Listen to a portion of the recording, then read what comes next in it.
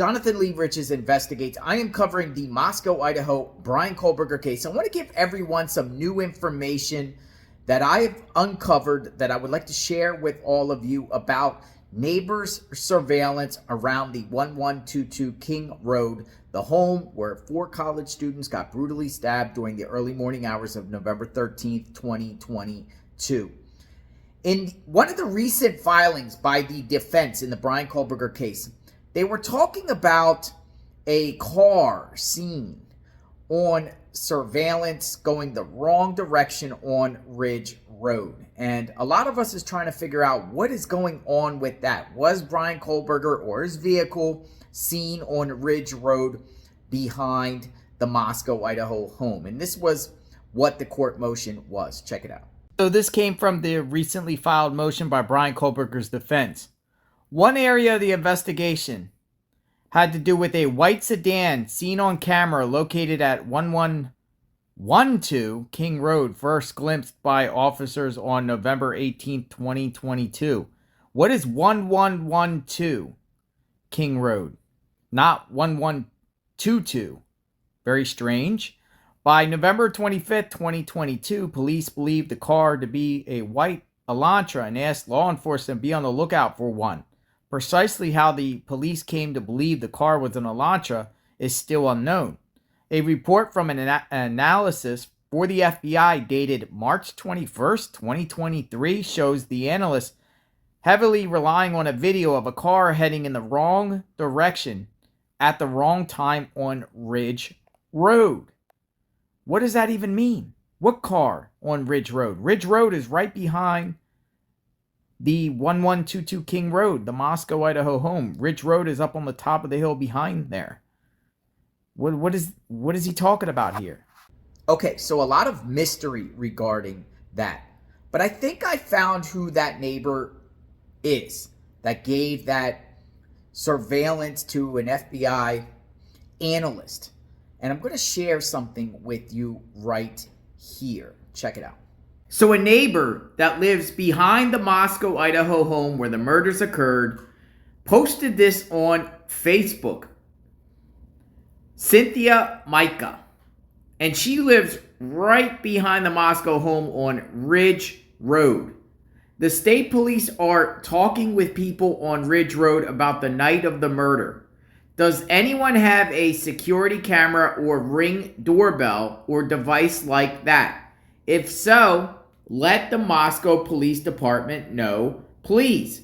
So she's urging everyone on Ridge Road to hand over any Ring doorbell or surveillance security camera footage if they have it and hand it over to authorities.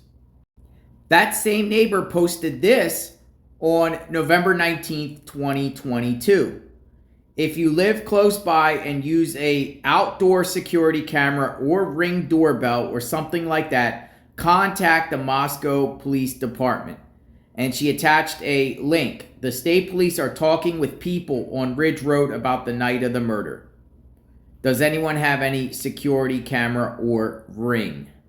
So it looks like, most likely, they spoke to her. And it might be possible she's the one that gave up that footage to authorities that is now being used in the Bryan Kohberger case. Let me know what you think. Ridge Road. So that neighbor there was calling on all the neighbors of Ridge Road to hand over a Ring camera and surveillance to authorities. That neighbor right there lives directly behind the Moscow, Idaho home on Ridge. But I want to show you something interesting that I found on Google Maps tying to that neighbor that we just shared right there. Check it out. So this is Google Maps of Ridge Road behind the Moscow, Idaho home where the murders occurred. That neighbor was calling on anyone to provide surveillance footage, Ring cam footage of anything around that time. But guess what? That neighbor's home is right here. The blacked out home. 620 Ridge. They're the only home on the block. Ridge turns into Walenta. Only home on the block that has it all blocked out. And a lot of times, authorities block it out for them, on behalf of them, with public maps because they're cooperating with an investigation. It looks like this is the people here that possibly have surveillance of Bryan Kohberger or a vehicle similar to Kohberger's on Ridge Road right here. And I just want to show you something. Look where it's at. Look below here. The Moscow, Idaho home is right here. 1122 King. This is where we're at. Right here. So it's quite possible the car left here, went to King, sped around Taylor here onto Walenta, went around Walenta to Walenta here, which turns into Ridge Road. Right around where the house is. Turns from Walenta to Ridge Road. And then you take it and you go down Sunnyside, and then eventually to Conestoga, and then down to Sand Road, Palouse, and then you can take that road either into Moscow or go west into Washington State. But here's the home. Here's the home. Here's the neighbor. Interesting, right? Let me know what you think. So you can't see that neighbor's home on Google Maps. It's all redacted. A lot of times, and I've made videos about this, a lot of times when that happens, it means that that homeowner requested that, or authorities got something in reference to that home that they don't want people to know. It's very possible that that person there is the one that handed over surveillance to authorities where they might use it against Bryan Kohberger in the future.